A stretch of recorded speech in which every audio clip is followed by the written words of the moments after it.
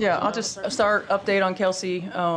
It seems like she just got overheated. I mean, this is 2 games in a row where we played in really, really hot environments. And so all indications are right now that she was just overheated.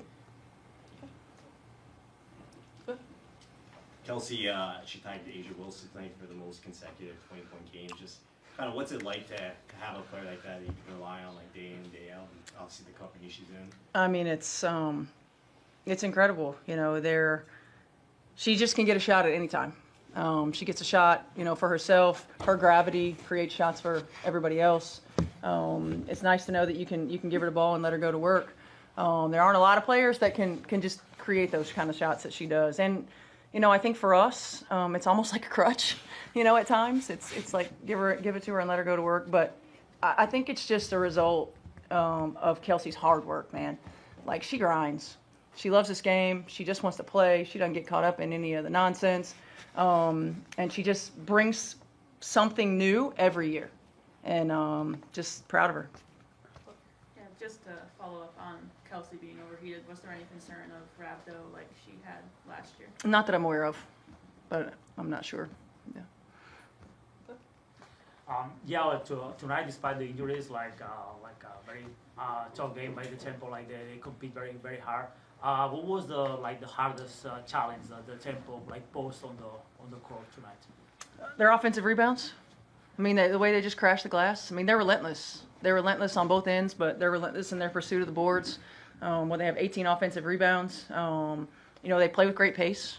You know, we like to play with pace too, but they play with great pace, and it makes it tough. It puts a lot of pressure on your offense to be really good, so that you don't allow them easy opportunities in the open floor. So you guys have played obviously in a lot of big arena crowd and stuff. What was it like tonight for Toronto? Sold out 90,000 people. Yeah, it was great. I mean, the energy was high. The crowd was loud. I think when you're getting into these arenas and you're playing, it's so great to see how many people come out and support women's basketball, especially here in Canada. I mean, everyone was super excited when this team got announced. And so to play here, it was pretty exciting. It was great energy. And everyone was so kind. Oh my gosh, it was nice. You got to keep the stereotype alive. In terms of, were you guys able to see the mascot reveal tonight at all? Oh no. No, we were dialed in on our timeouts. Yeah. Okay. No, honestly, no. Okay. So the mascots got revealed. It's a Arctic hare and a turtle. Turtle, Yeah. period. Like a hare as a bunny, a rabbit? Yes, exactly. Oh. Yeah. Period. Canadian animals. Anyways, I was gonna ask you your thoughts on it, but No, we didn't see it. what you 5-game win streak now for you guys? How do you guys feel about what's working in this past stretch?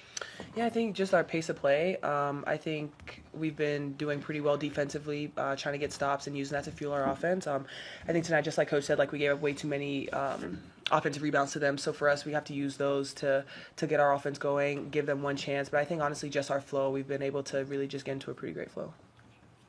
Steph, tonight was an event in this city, and I imagine for you guys, when you play on the road, it must feel like an event all the time.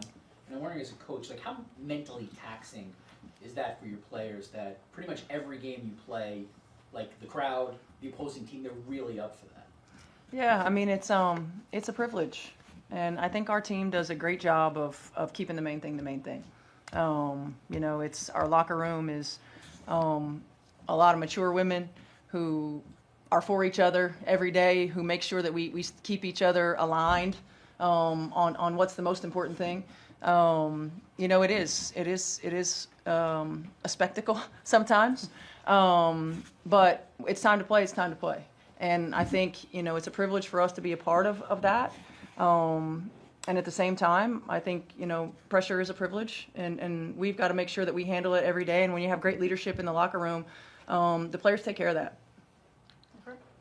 Sophie, both Caitlin and Kelsey are playing such a high level right now. Is there something that you've learned from both of them, throughout their scoring? Stay out of the way. No, you know what? I think when I'm going to add AB in there because that's our big three, and when those three are clicking and their chemistry and their rhythm on the court is at an all-time high, which it has been. people cannot defend that. I'm not kidding. No one can defend Kelsey. When C's on, no one can defend her, and really, no one can really defend AB. And so for us, like the others is what we like to call ourselves. We just try to make sure they get the ball when they need it. We know they're going to get the majority of the shots, and that's how it should be. And when we get the ball, we need to knock down our shots and do what the team needs. And so I'm just fortunate I get to play with them. It's a hell of a big three, and I think they're clicking right now, so it's a lot of fun. Sophie, you got booed a little bit tonight. Really?